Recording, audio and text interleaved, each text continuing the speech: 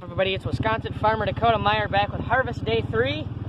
Day 2 was slow. It was just harvesting and hauling grain. Not much going on. Finished up this field this morning. Let's go scare some of these birds out of here.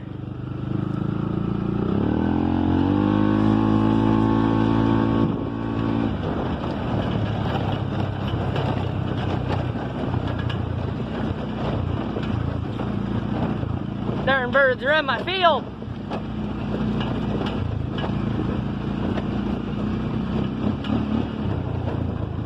Anyway, this is day 3, a bit more fast paced. I actually didn't get done editing until maybe 9 o'clock at night. The first video and I had scheduled for that morning. Hopefully I can get this video out before tonight, and they're gonna go land in my corn, of course. They're gonna land in our corn. There's a plane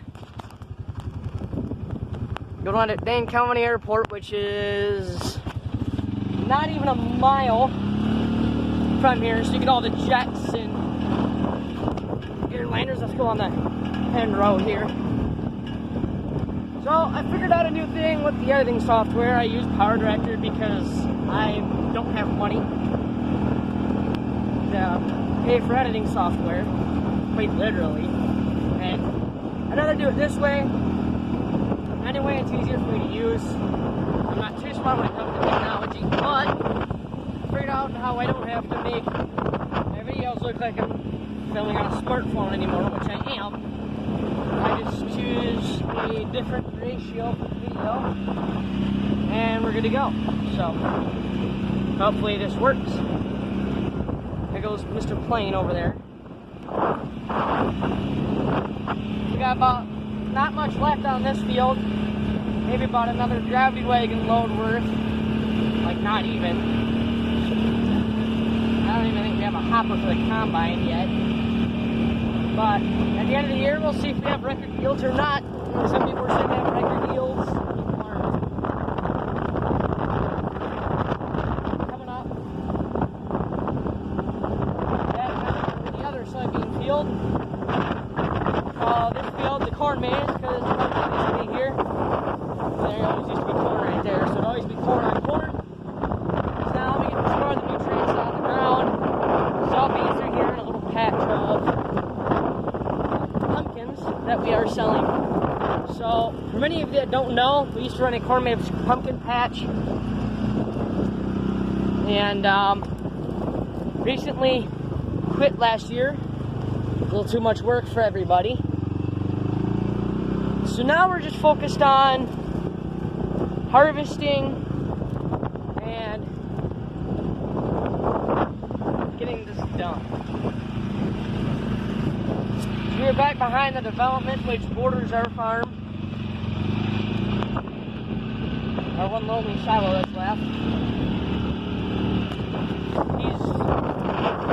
Oh boy, this feels rocky. Just left a rocket pick after he's done. That's a job for tomorrow. About 4 o'clock in the afternoon. That should be about getting to Gavilan by now.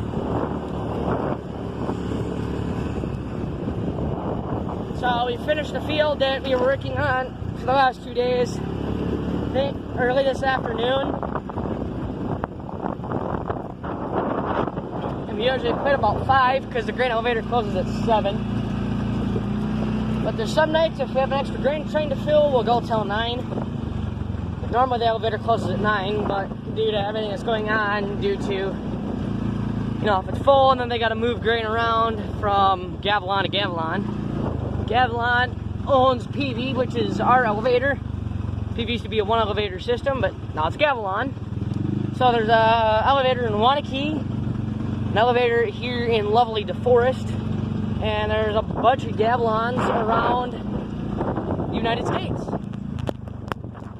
So thank you to all the grain elevator operators, farmers. They've really put in extra work this year. Gavilan's really nice people. Here we're coming up back up on chicken barns here. Up by the park. I've got some other stuff show off here, besides just what's happening in the field.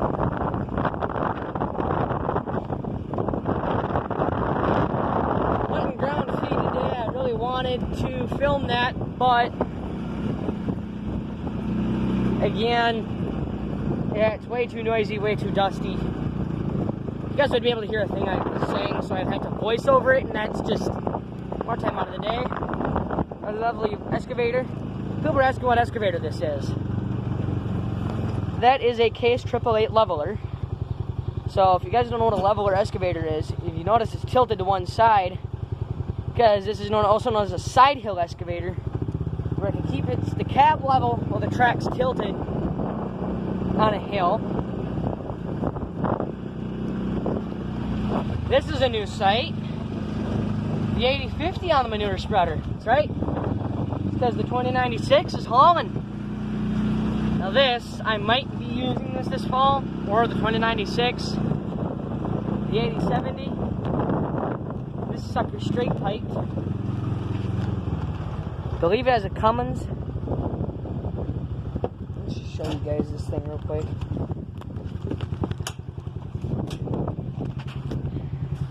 She's a little iffy on the paint. She runs good. It's got a semi-seat. You know, real quick. There's a manure tanker. This is our Lando sail saver, or finish all, people like to call them. So everything goes through a set of discs. You know what these are? These take the dirt off the discs.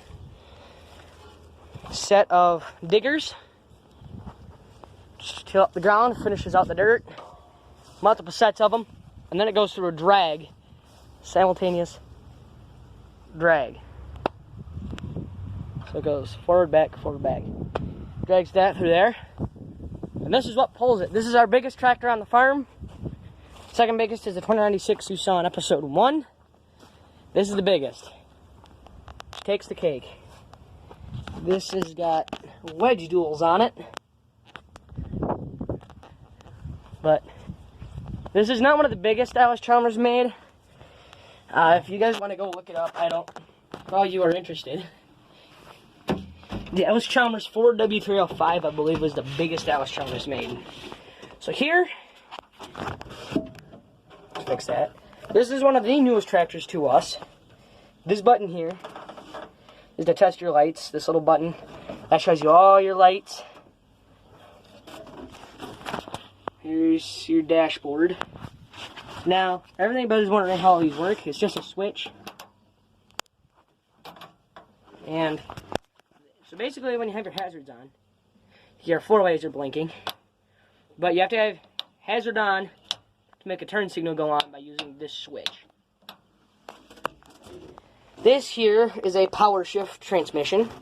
A little bit different than most you'll see in 8070s, but this is an 8070, not four-wheel drive, it's front wheel assist. So it just assists. I like the four-wheel drive better, which is our International, the 2096. So you have two ranges. You can go low range, so your off-road range, and on-road range. Neutral for towing, that's your park. Sits in neutral to start, you have reverse, and you have 6 speeds.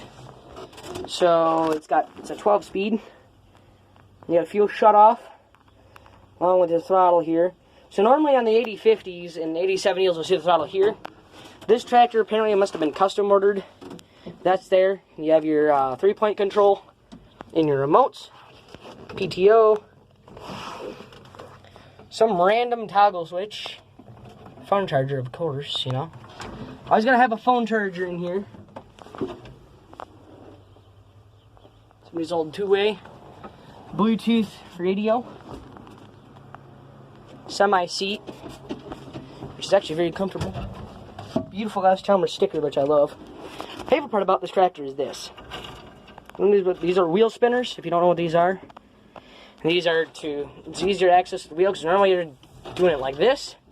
This is easier, so if I have to turn at the edge of the field, this kind of just rotates around like that. But that is our 8070. This is just kind of answering questions that people have had in the past. And We have a new contract for this building, so we have 30 days to flip that around, which is exciting. Yeah, look at that. Beautiful full front weights. LEDs on the thing. Beautiful machine. Let's go take this back up to the house. So real quick, let me get up to the house. Up at the house by the machine shed. Still in reverse. We have our chisel plow, which is normally hooked up to the 8070, sitting over here. Donkey and Buddy are eating.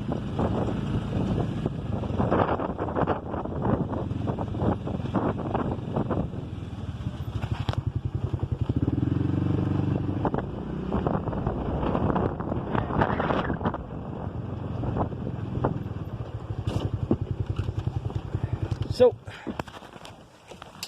grandfather's beautiful 3rd gen, which is straight height. This is my grandfather's 1970 Dodge Charger. Beautiful car. Oh, we'll show you the headlights on this thing. Speaking of which, seeing this car reminds me, a couple people asked about the Roadrunner. Now it's just a matter of, right now it's just a matter of getting parts, but we're in harvest season, so that's not happening. So now we're up, over there's the corn maze field. We're sitting back over here. But this is where she sits.